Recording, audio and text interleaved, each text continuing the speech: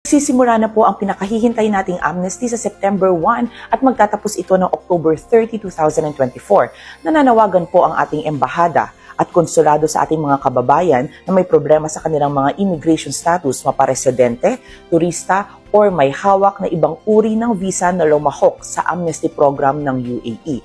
Ito po ay isang bihirang pagkakataon na maayos ang inyong estado dito sa UAE o kaya naman ay umuwi sa Pilipinas nang walang haharapin na anumang legal na parusa. Walang babayaran na fines kahit gaano pa kalaki yan at wala rin pong ban na mangyayari. Ito po ay isang regalo mula sa pamahalaan ng UAE, kaya ano pang hinihintay ninyo?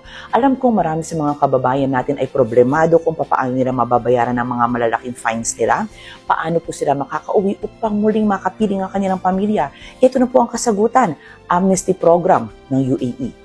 Makakauwi kayo at muling makakabalik kapag may nag-open na opportunity sa inyo ulit dito sa United Arab Emirates. Again, no ban stamp sa passport.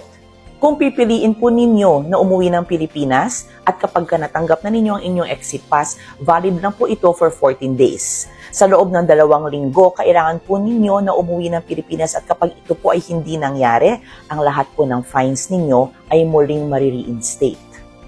Sa mga gusto naman po magstay dito sa UAE, ito na po ang pagkakataon ninyo na maayos ang inyong mga dokumento, provided na may kumpanya na magka-hire sa inyo para magbigay o maayos ang inyong residency visa. Sino pa po ang pwede mag-apply dito sa amnesty program ng UAE? Family members ng sponsor with expired visa pwede mag-apply. Those who ran away or absconded from their sponsors or employers pwede rin po mag-apply. Any foreigner born sa UAE na hindi narehistro ng kanilang magulang within 4 months from the date of birth ay pwede rin po mag-apply.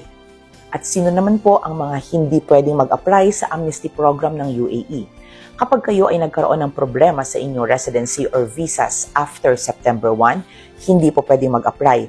Kapag kayo ay nagkaroon ng absconding case after September 1, hindi rin po pwedeng mag-apply. Kapag meron kayong deportation case sa UAE or other GCC countries, hindi din po pwedeng mag-apply. At kapag kayo ay pumasok sa UAE illegally, hindi rin po pwedeng mag-apply.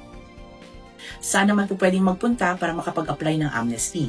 Dalhin lang po natin ang pasaporte at magtungo sa Al Awir. Para sa mga taga-Dubai, magkakaroon po ng tent doon at kung saan gaganapin ang programa ng amnesty ng UAE government at magsisimula ng alas 8 ng umaga hanggang alas 8 ng gabi araw-araw. Kung ako sa inyo ay agahan po ninyong inyong punta dahil baka magkaroon sila ng cut-off kung sobrang haba ng pila. Dagdag pa po dito ang 86 Amar centers across Dubai na pwede rin ninyong puntahan para makapag-avail ng amnesty. Sa Abu Dhabi naman ay magkakaroon sila ng centers sa Al Dhafra, Suwayhan, Al Maka at Al Shahama. Amnesty applications can also be done at the Federal Authority for Identity, Citizenship, Customs and Port Security or ICP centers throughout the rest of the Emirates. Paano naman kung wala kayong pasaporte?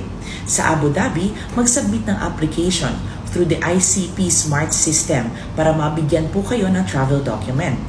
And for the rest of the Emirates, kailangan po natin mag-submit ng affidavit of loss sa General Police Command ng corresponding emirate para mabigyan din po tayo ng travel document. Ang travel document naman na issued by the embassy or consulate ay pwede din po natin gamitin provided na ang lahat ng information ay nagmamatch doon sa data ng huling visa na meron kayo.